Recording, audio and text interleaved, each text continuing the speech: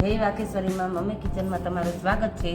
આજે આપણે 12 મહિનાની હળદર છે તે ભરવા માટેની તમને રીત બતાવું। તે સૌ પ્રથમ પહેલાં આપણે બાજરો ચાળીને એ ચાયણી લેવાની, તેમાં આપણે વાટકી ભરીને આ મીઠું નાખી દેવાનું, આ મીઠું પણ ચાળી લેવાનું।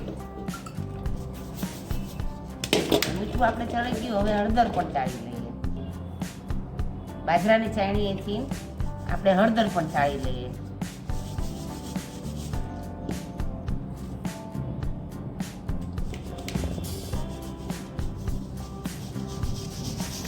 ચાળી નાખી છે, તેમાં આપણે તેલનું મોણ દઈ દઈએ।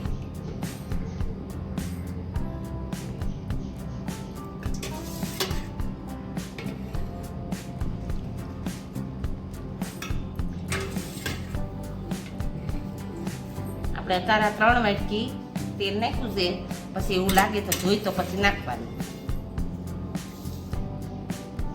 આપણે મીઠું એડ કરી દીધું છે। પહેલા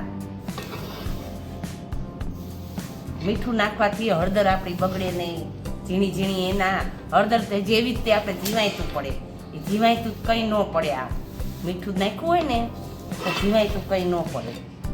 ઘણા લોકો મોળી પણ કરે છે, પણ આપણે મોળી નથી કરતા, આપણે મીઠું થોડુંક નાખીશું।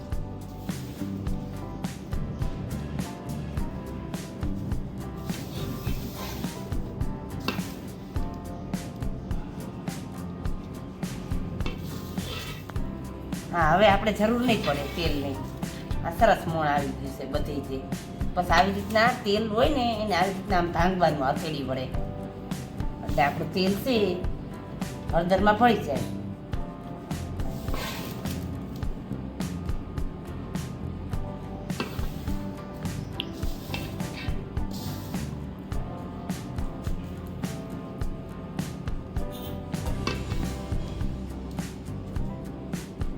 જો હળદરને મોણ દેવાઈ ગયું છે, 500 ઉપર જેવું તેલ નાખ્યું છે આપણે, એટલું તો તેલ જોઈએ આપણે, હળદર હોય એ પ્રમાણે કરાય ને। જો સરસ મોણ દેવાઈ ગયું છે, નીચેથી એને આમ ઉપરથી આમ નાખવાના હાથ, એટલે નીચે પોરી રહી ગઈ હોય, મીઠું રહી ગયું હોય તો શું કે આપણું મીઠું બધું એકલઠું આવી જાય, પોરી પણ નથી બિલકુલ નીચે પણ। હવે આપણે હળદરનું મોણ દેવાઈ ગયું છે, હવે આપણે આગળની પ્રોસેસ કરીએ। આપણે આ ડબ્બો લીધો છે, આ ડબ્બામાં આપણે એડિયું ચોપડી દઈએ।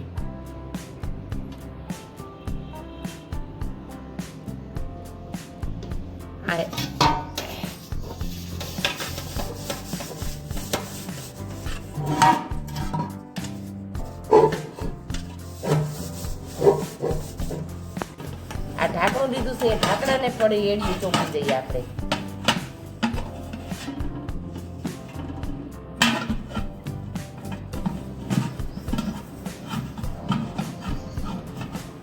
બાર મહિનાની વસ્તુ હોય તો જાળવીને બધું કરવું પડે વ્યવસ્થિત।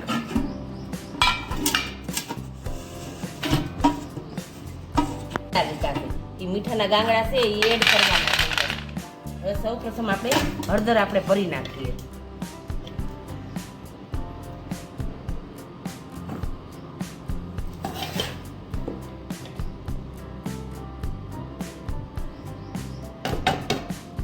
હવે આટલી હળદર 2 વાટકા જેવી નાખી, હવે અંદર થોડા ગાંગડા નાખી, 7-8 જેવા નાખવાના, બસ આ દાબી દેવાનું।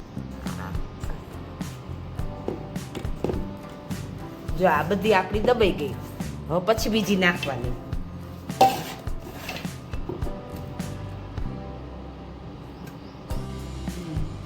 હળદર નાખી દીધી છે, હવે બીજા ગાંગડા પણ આપણે એડ કરી દઈએ।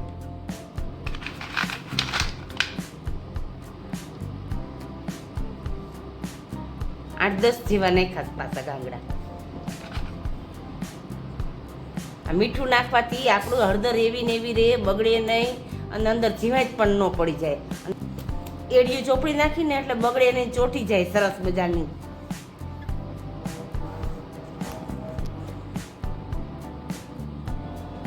જો આ પોરની હળદર છે, આ પોરની હળદર છે, જો એવી ને એવી છે ને, કંઈ થયું છે એમાં પણ મીઠાના ગાંગડા નાખેલા છે, જો એવી ને એવી છે। કંઈ જ ન થાય કોઈ તે બધી વ્યવસ્થિત રીતના કરીને બધી તે પ્રોસેસ તો કે વાંધો ન આવે કંઈ તે કોઈ વસ્તુ બગડે નહીં કંઈ તે 12 મહિનાની વસ્તુ જાળવીને જ બધી વસ્તુ વ્યવસ્થિત કરવી પડે. જો તમને હળદર ભરવાની રીત પસંદ આવી હોય તો કોમેન્ટ કરીને જણાવજો અને સબસ્ક્રાઈબ કરવાનું ભૂલતા નહીં.